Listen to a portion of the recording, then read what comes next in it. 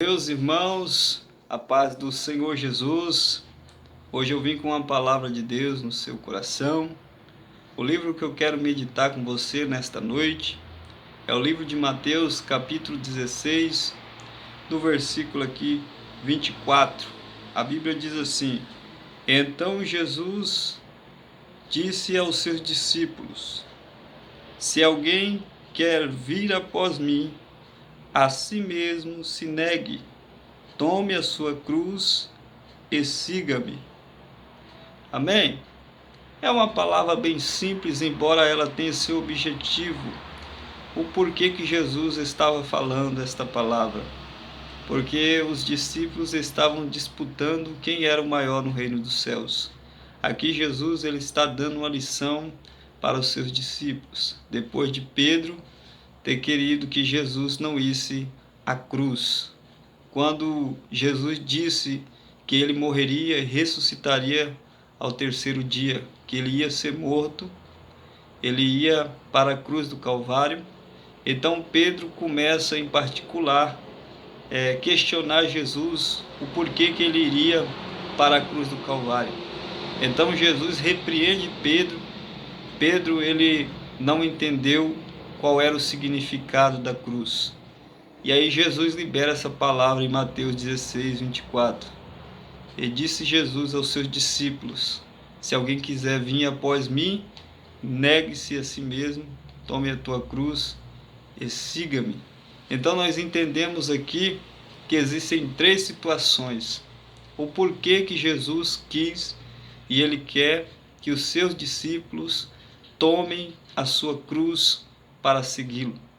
Meu querido, se nós lermos a passagem de Isaías 53, nós vamos ver qual a importância de Deus para com o ser humano depois que ele passa da cruz do Calvário. Quando nós chegamos a Isaías 53, o próprio Isaías ali está consolando Sião, porque Sião foi desolada, Sião foi destruída.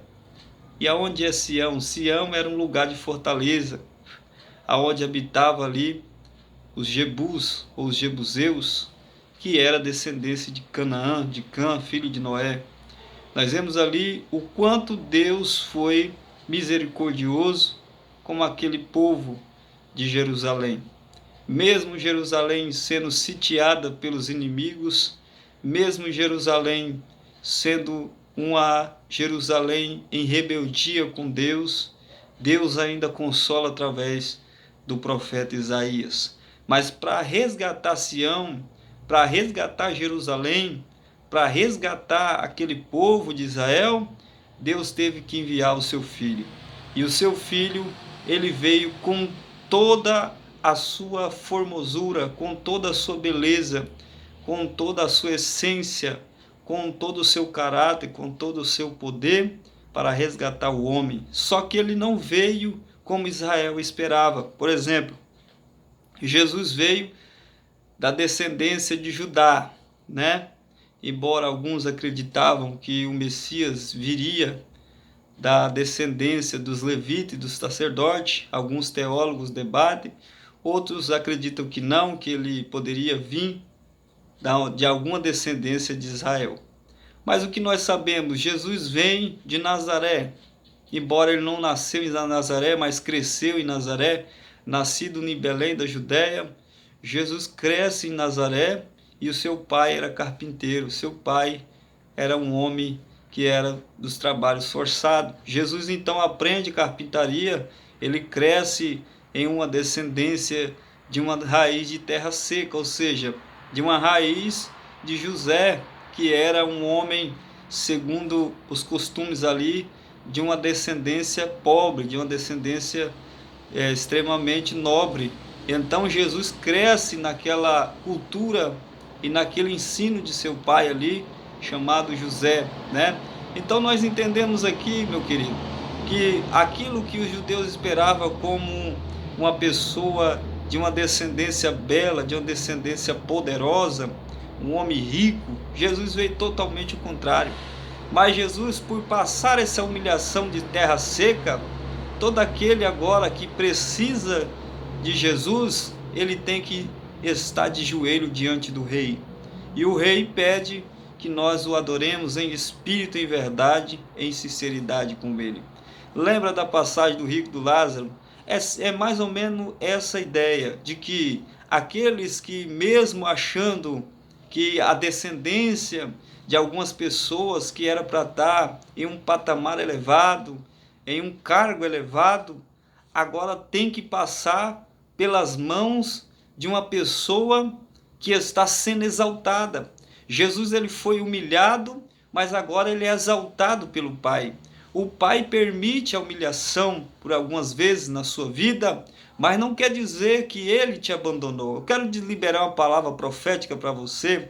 Talvez essa cruz que você está enfrentando é uma cruz de humilhação, é uma cruz de rejeição, é uma cruz de terra seca, é uma cruz que te leva a estar onde você não queria estar. Mas, meu querido, eu quero te dizer que essa humilhação que o Pai tem permitido para você se tornará em exaltação na sua vida. Eu tenho uma palavra para te dizer, que esta cruz que você está passando, ela não vai ter o resultado do fim daquilo que você é. As pessoas dizem o que você é, mas para Deus, a palavra final da sua vida é o que vai determinar sobre quem você é e o que Ele quer com você.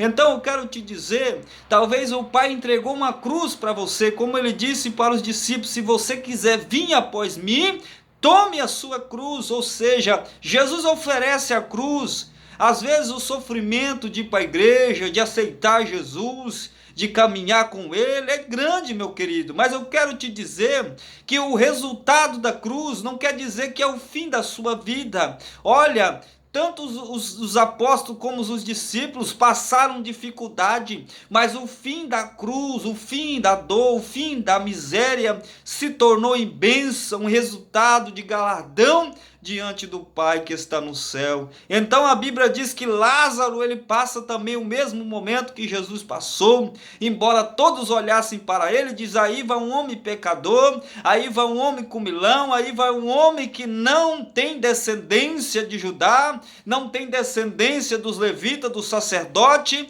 e ele lá vai achando que é o melhor do que os outros. Mas eu quero te dizer, quem te chamou também é fiel para cumprir. A cruz que Jesus liberou para você não quer dizer que é o fim da sua vida, mas quer dizer que o sacrifício que Deus oferece para o homem é o resultado final, da qual Deus vai preparar para você. Não, meu querido, não é o resultado final. O resultado final que Deus vai preparar para você é um momento de eternidade que não tem fim. Ou seja, ainda que você não receba na terra, Deus vai te galardoar no céu para a eternidade que não tem fim. Então Jesus, ele foi uma terra seca. Eu coloquei uma comparação de Lázaro, que também foi uma raiz de terra seca. Não tinha aparência, não tinha formosura. Entenda aqui que Jesus, ele veio sem aparência, ele veio sem formosura, ele veio para levar uma cruz, ele veio para padecer, mas qual foi o resultado final dele? Então, muitas vezes você está sendo rejeitado dentro da sua casa, está sendo rejeitado pela família, está sendo rejeitado por algum ente familiar, está sendo rejeitado às vezes pelo grupinho do seu trabalho, está sendo rejeitado às vezes dentro da igreja, está sendo rejeitado aonde você vai.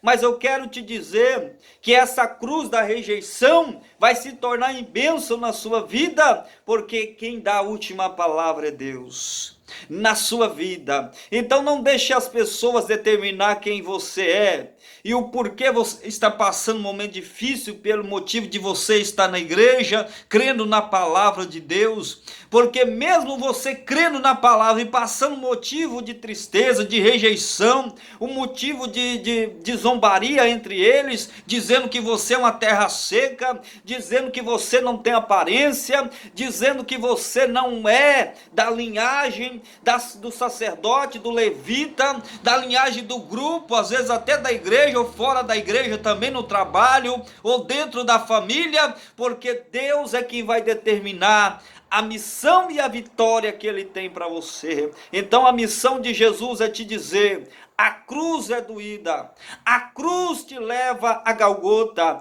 a cruz te leva a você estar em um momento de tristeza, em um momento que as pessoas vão dizer, ele pecou, como os amigos de Jó falaram para Jó, ele está em pecado, mas o resultado final é que aqueles que te humilham vão precisar de você para poder sentir o gosto da água de Jesus que está na sua vida. Oh glória, aqueles que rejeitaram Jesus estão clamando lá no Hades neste momento, dizendo, Senhor, molha um pouco aí da sua água para saciar a nossa saliva, para que nós podemos saciar a nossa saliva. E Jesus vai falar para eles, está falando para eles, agora é tarde.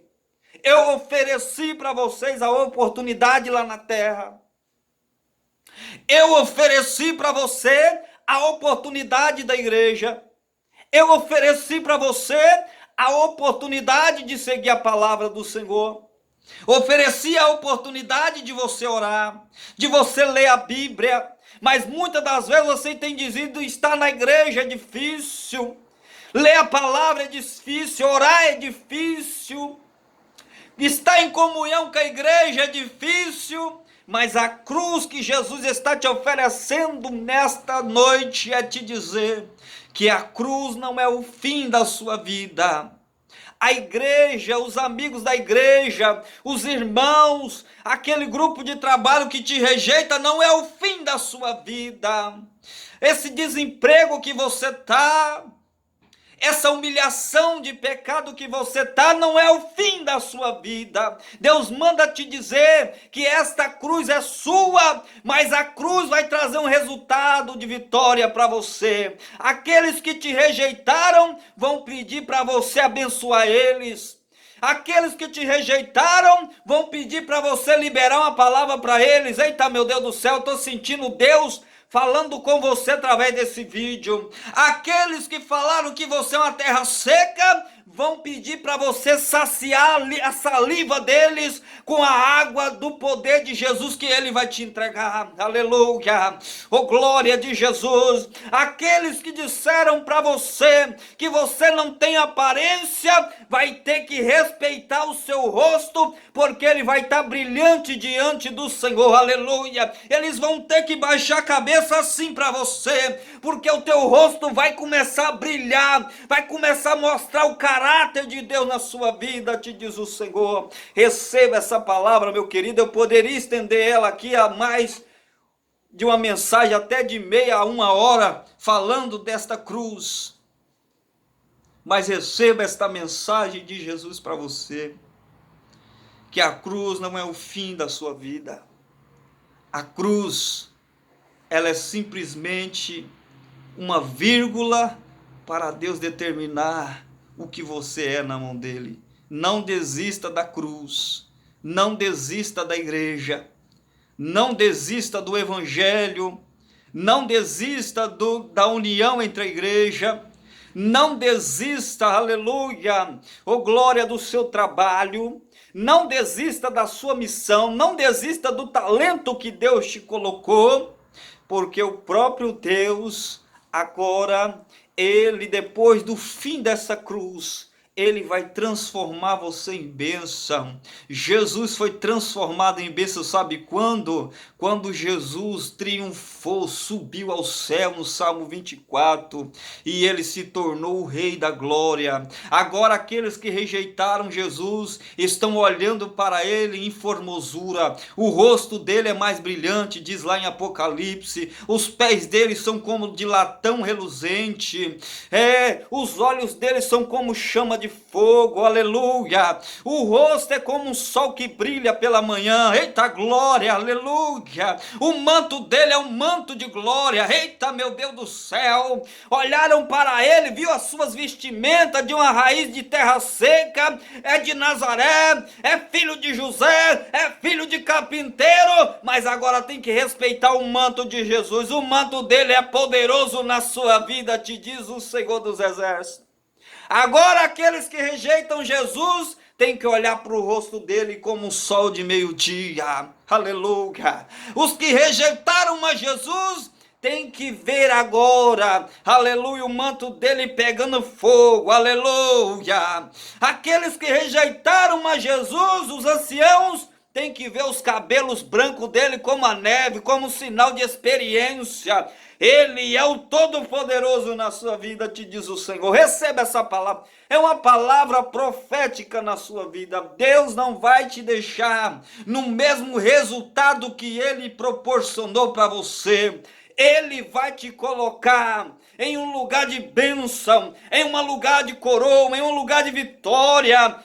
Deus não vai deixar. Aqueles que zombaram de você terão que parar um minuto, terão que parar um momento para dizer: ele é uma bênção na mão de Deus, aleluia. Receba essa palavra e que Deus te abençoe, que você possa ser um homem segundo a vontade e o coração de Deus. Em nome de Jesus eu profetizo, em nome de Jesus. Amém, em nome de Jesus.